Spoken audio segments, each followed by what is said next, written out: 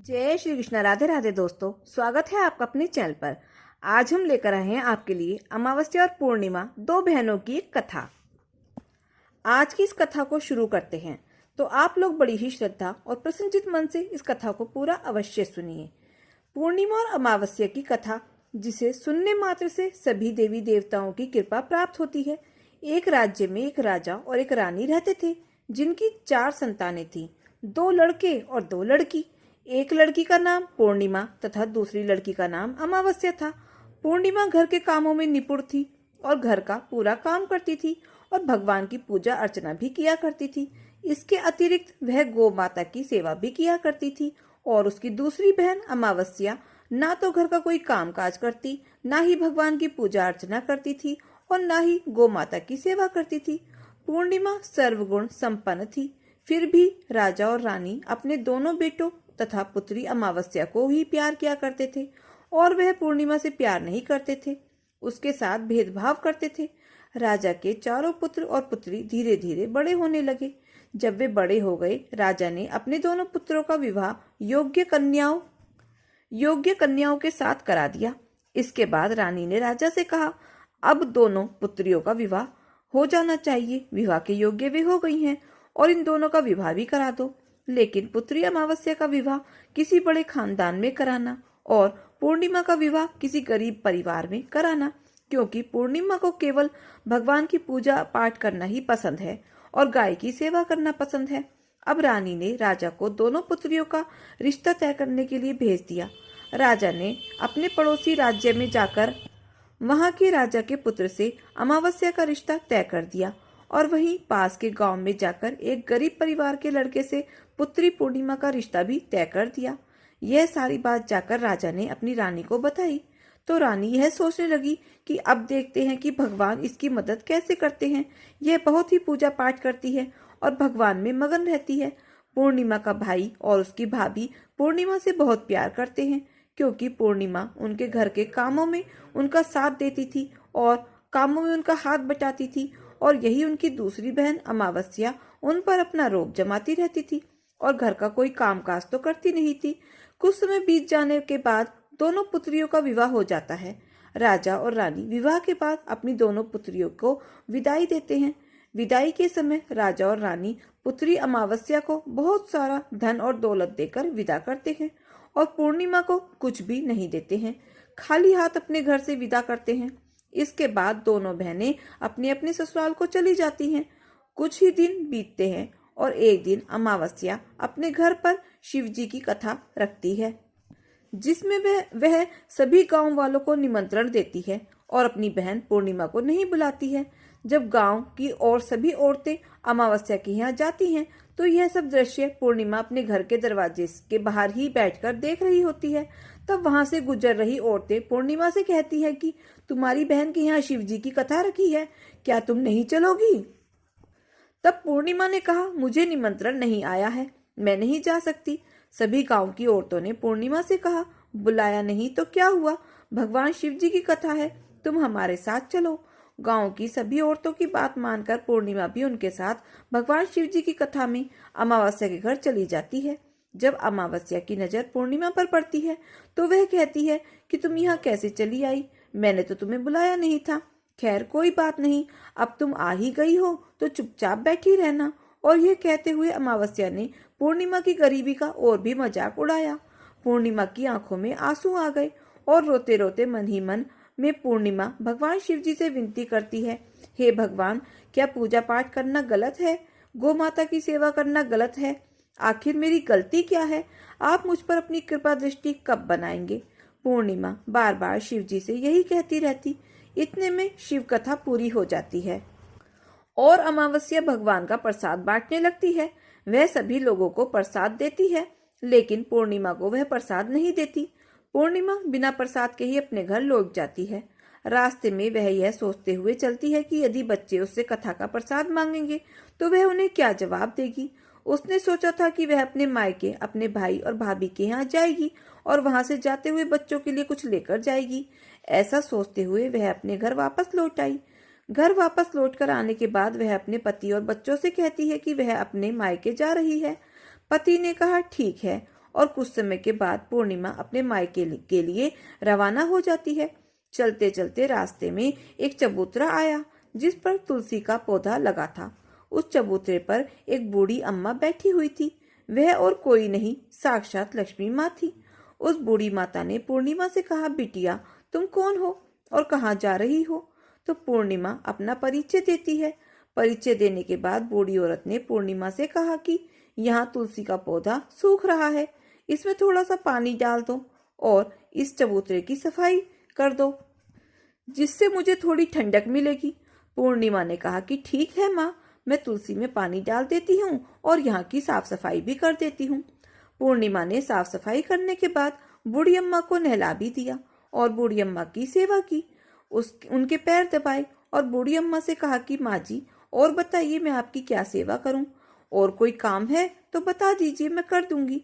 बूढ़ी अम्मा ने कहा, कुछ नहीं बेटा, अब तुम जाओ और वापस आते समय मुझसे मिलते हुए जाना। पूर्णिमा ने बूढ़ी अम्मा से कहा, ठीक है अम्मा जी, मैं जाती हूँ, वापस आते वक्त आपसे मिलते हुए जाऊंगी। कुछ समय आगे चलने के बाद एक शिव मंदिर आया।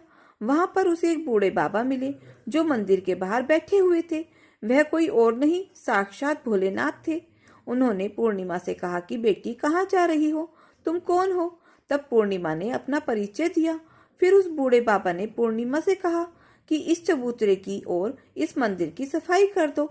तब पूर्णिमा ने मंदिर की और चबूतरे की साफ सफाई कर दी और वहां पर पूजा अर्चना भी की। और साफ सफाई पूजा अर्चना करने के बाद उन्होंने बूढ़े बाबा को नहला भी दिया और उनसे कहा कि बाबा और कोई काम हो तो बताइए। तब बूढ़े बाबा ने कहा, नहीं बेटी, अब तुम जाओ और वापस आते वक्त मुझसे मिलते हुए जाना।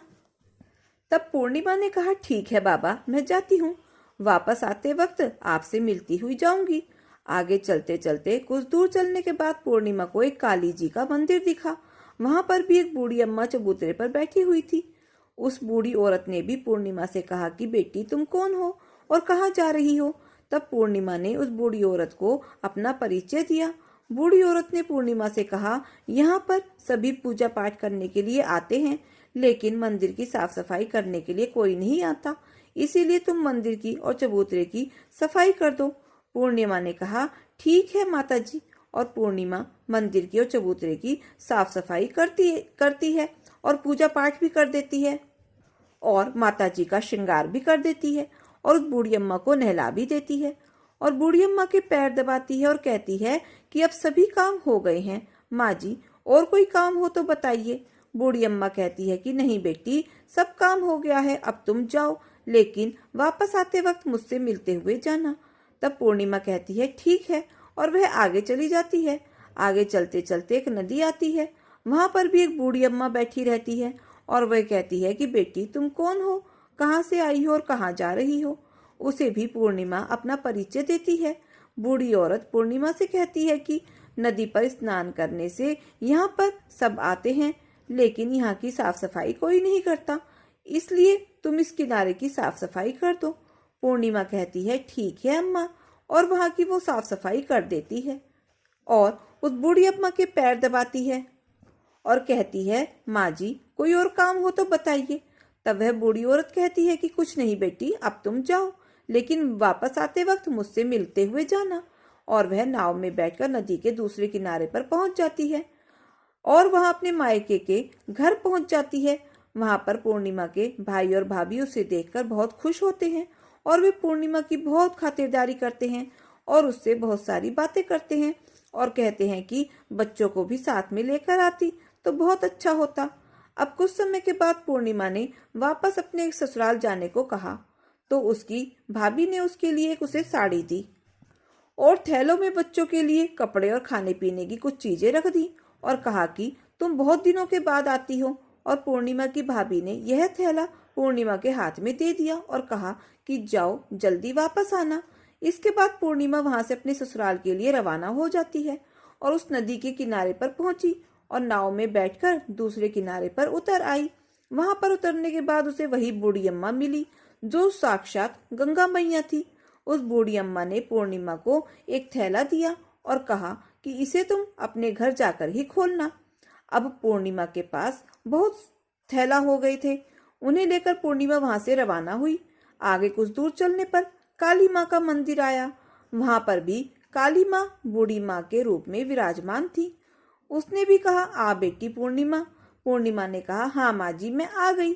तो काली माँ ने भी उसे एक थैला दिया और कहा, तुम यह थैला अपने घर जाकर ही खोलना। अब पूर्णिमा के पास 3 थैले हो गए थे। तीनों थैले लेकर पूर्णिमा आगे बढ़ी।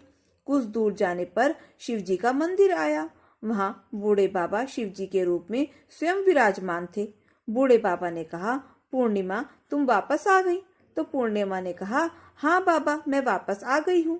बूढ़े बाबा ने भी पूर्णिमा को एक थैला दिया और कहा कि बेटी यह थैला तुम घर जाकर ही खोलना। पूर्णिमा ने कहा, ठीक है बाबा। अब पूर्णिमा के पास 4 थैले हो गए। अब पूर्णिमा 4 थैले अब कैसे ले जाती? उसने एक पुरानी साड़ी निकाली और उन सभी थैलों का एक गट्ठर बना लिया और सिर पर रखकर वहां से रवाना हो गई। कुछ दूर जाने के बाद उसे तुलसी माँ बूढ़ी औरत के रूप में मिलती हैं और कहती हैं, पूर्णिमा तुम आ गई। तब पूर्णिमा कहती है, हाँ माँ जी मैं आ गई। तब वह बूढ़ी औरत भी उसे एक थैला देती है और कहती है कि यह थैला तू अपने घर जाकर ही खोलना। पूर्णिमा कहती है, ठीक है माँ जी। अब पूर्णिमा के पास 5 थैले हो गए थे। पूर्णिमा वहां से रवाना हुई तो वापस अपने घर पहुंच गई। पूर्णिमा ने अपने बच्चों को नीचे रखा और सबसे पहले अपने मायके का थैला खोलकर देखने लगी। उसमें बच्चों के लिए अच्छे अच्छे कपड़े और खाने पीने की कुछ चीजें थी और उसमें कुछ गहने भी थे। पूर्णिमा ने कपड़े और बच्चों को दे दिए और खाने पीने की चीजें भी बच्चों को दे दी। बच्चे यह सब पाकर बहुत खुश थे। अब पूर्णिमा ने दूसरा थैला खोला जो उसे गंगा मैया ने दिया था। उसमें ढेर सारे हीरे मोती जवाहरात सोना चांदी आदि थे। इसके बाद अब पूर्णिमा ने तीसरा थैला खोला जो उसे काली माँ ने दिया था। तो उसमें बहुत सारा सोना श्रृंगार का सामान भरा हुआ था। इसके बाद पूर्णिमा ने चौथा थैला खोला जो उसे भगवान शिव ने दिया हुआ था। उसमें भी बहुत सारी धन संपत्ति भरी हुई थी और बहुत सारी खुशियां भरी हुई थी। इसके बाद अब पूर्णिमा ने 5वां थैला खोला जो उसे तुलसी माँ ने दिया था। उसमें दाल चावल और 7 प्रकार के खाने की चीजों से वो थैला भरा हुआ था। अब पूर्णिमा के घर में किसी भी चीज की कोई कमी नहीं थी। उसके घर धन धान्य से भरा हुआ था और परिपूर्ण था। अब पूर्णिमा और उसका परिवार सुख में जीवन व्यतीत करने लगा। अब पूर्णिमा के मन में विचार आया कि क्यों ना शिव जी की कथा कराई जाए और शिव जी की कथा में कार्यक्रम रखा जाए। पूर्णिमा ने गांव के सभी लोगों को निमंत्रण दिया और घर घर जाकर सभी लोगों को बुलाया। पूर्णिमा अपनी बहन के घर भी गई और अमावस्या को भी शिव जी की कथा के लिए उसने उसे घर बुलाया। अब अमावस्या पूर्णिमा के घर शिव जी की कथा में आई तो उसने देखा कि पूर्णिमा के घर में किसी भी चीज की कोई कमी नहीं है। इतनी सारी धन दौलत देखकर अमावस्या आश्चर्यचकित हो गई। उसने पूर्णिमा से कहा कि तुम्हारे घर में इतनी धन और दौलत कहाँ से आई? पूर्णिमा ने कहा, देखो बहन, तुमने शिव जी की कथा में मुझे नहीं बुलाया था, फिर भी मैं चली आई और तुमने मुझे प्रसाद तक नहीं दिया था और मेरी गरीबी का मजाक भी उड़ाया। उसके बाद मैं अपने घर आ गई और घर आते हुए मन ही मन सोच रही थी कि मैं अपने मायके जाऊंगी और मैं अपने मायके चली गई और जो कुछ घटना इस बीच हुई वह सभी घटना अपनी बहन अमावस्या को बताती है। तब अमावस्या कहती है कि तुम मुझे प्रसाद मत दो और मुझे डांट दो, लेकिन पूर्णिमा ने कहा कि यह तो भगवान का प्रसाद है, मैं तो सबको दूंगी और तुम्हें भी दूंगी।